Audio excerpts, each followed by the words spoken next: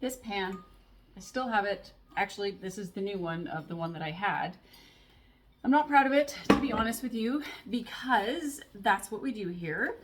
I know what's in it. I know what it's potentially doing, and I still, well, I guess I did just replace it because I knew what it was doing to me. So welcome to real life. Today, we're going to talk about cookware. What's leaching into your food, what I've moved to and why it actually matters, versus what you don't need to stress about, because this is a journey, not an overnight overhaul. And I want you to leave here knowing what to prioritize, not feeling guilty about everything in your kitchen. I'm Debbie, a holistic nutritionist with 15 years experience, and what that means is that I look at the whole person, body, mind, and spirit. And part of looking at the whole person means looking at the whole picture, not just what you eat, but what you cook it in, because those two things are not as separate as most people think. Let's start with the one everyone has, the non-stick pan. The one that makes eggs slide out perfectly and feels like the greatest invention in kitchen history. Here's what is in that coating. PFAS chemicals, PFAS. You might have heard them called forever chemicals. They don't break down in the environment, and they don't break down in your body either. They accumulate over time, and when you heat a non-stick pan, especially at high heat, that coating starts breaking down and getting into your food. Now, add a scratched surface to that equation. The scratched non-stick pan is significantly more problematic than an intact one because the coating is already compromised. If your non-stick pan is scratched, and most of them are after a few years, that's the first thing to replace. Not eventually, but soon. This one, this is my pan, my guilty one. It's all scratched. You can see that the paint's all worn off. I don't know if you can see on the bottom. I very rarely use this one anymore, and really I should throw it out, but it's one of the ones that we use on the barbecue, so I'm not ruining my good pans. And then there's the whole black plastic utensil situation. I used to have a whole drawer full of them. Turns out black plastic, not all of it, but a lot, was originally made from recycled electronics, televisions, computers, and it often contains fire retardant chemicals. When you stir your hot food with a black plastic spatula at cooking temperature, you are potentially seasoning your dinner with flame retardants and microplastics. I know, nobody told us this. We registered for these things at our wedding showers. We bought them at every houseware sale. We thought we were being practical, and the food industry and cookware industry were perfectly happy to let us keep thinking that. Aluminum cookware is another one worth knowing about. Aluminum is reactive, particularly with acidic foods like tomatoes, citrus, and anything containing vinegar. When you cook acidic food in aluminum, it leaches into the food. It's cheap and it's everywhere, which is exactly the problem. I'm not going to tell you to throw out anything aluminum you own tonight, but it's worth being aware of and worth replacing over time, especially for anything you're cooking tomato-based sauces or acidic dishes in. So what am I actually using now? Let me show you. I went out and I bought stainless steel with glass lids. Unfortunately, it doesn't have a stainless handle, it does have the coating on it, so I can't use it in the oven for cookware, which I would like to do. Also, my handy dandy wok, which I can use. This is cast iron. It's a little lighter because it's a wok. So I love them. Though I will be honest, there is a learning curve to using it. When food sticks, it's a bitch to clean, but I've mastered that now. But food sticks when you don't know what you're doing with stainless. The trick is preheating properly. You let the pan heat up first, and then you add your fat, then add your food, and you don't rush it. Once you get the hang of it, stainless is actually an incredible tool to cook on, and nothing is leaching into your food.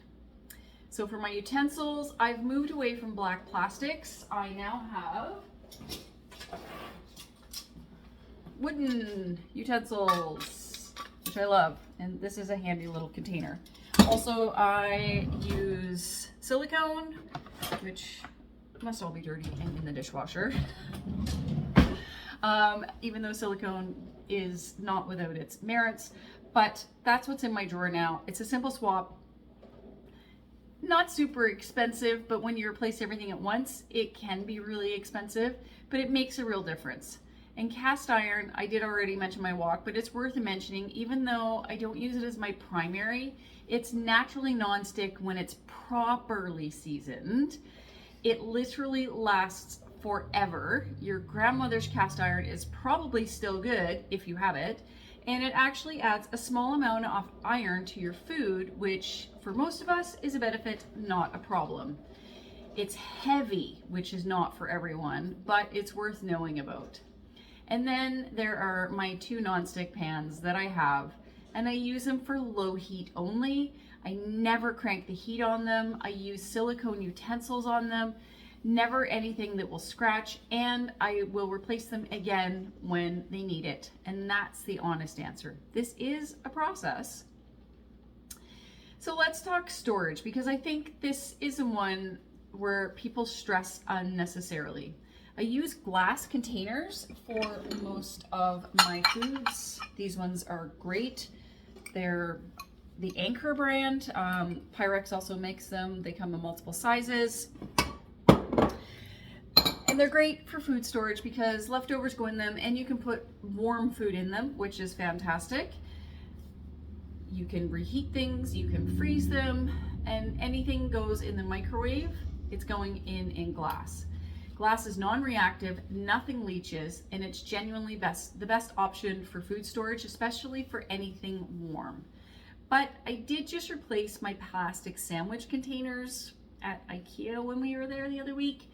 And I'm not gonna feel guilty about it because finding glass sandwich containers is almost next to impossible.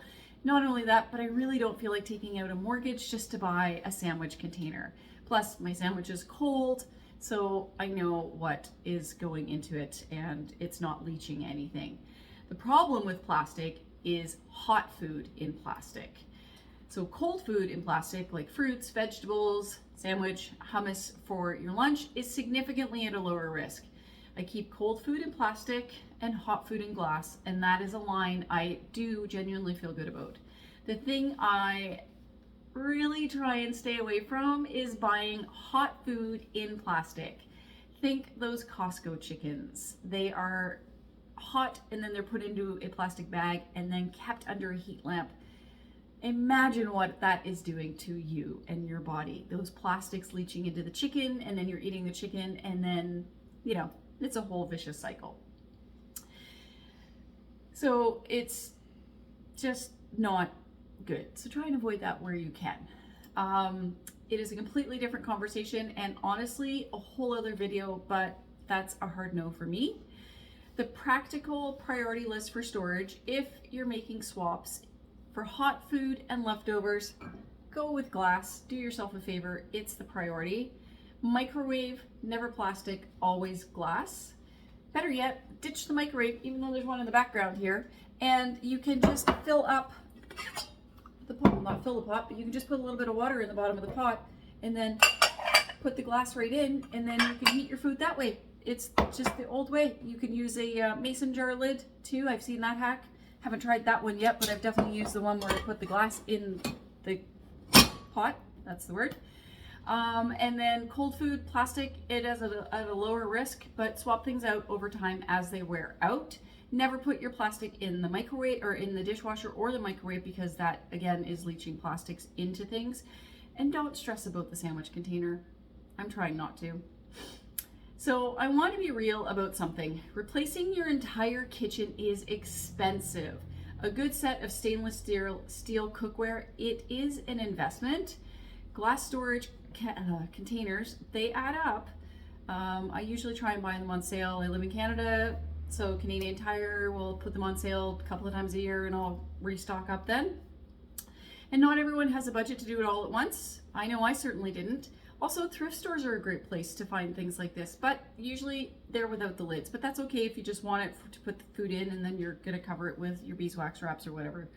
So here's how I prioritize if I were going to start the journey today. First, ditch the scratched, not that this is scratched, but scratched non-stick pan. It is the most urgent swap. Basic stainless steel pan isn't that expensive and it is the highest priority. Second, replace the black plastic utensils. This is honestly the cheapest and easiest swap you can make. A set of wooden spoons and a couple of silicone spatulas from any kitchen store and you're done. Third, move to glass for storage and especially for hot foods and leftovers, and replace plastic containers as they wear out rather than throwing everything out at once. And fourth, replace the remaining non-stick cookware over time as your budget allows. Again, Canadian Tire here in Canada is great because they'll quite often put the rock pans. They are ceramic coating, but they have the ones that have zero anything in it. So when they go on sale, it is a decent buy. So any swap is progress. You don't have to do it all at once. You don't have to be perfect. You just have to know what you're working with and make better choices as you are able to. So here's the bottom line. You can eat the most anti-inflammatory whole food diet in the world, and I talk about that a lot on this channel, and still be getting a daily dose of chemicals from what you're cooking the food in. The food matters, and so does what you cook in, and they are part of the same conversation. So small swaps over time, know your priorities, don't stress about the sandwich container. Give your body the right environment to thrive. That's always the message. Subscribe for more No BS nutrition advice, and I'll see you in the next one.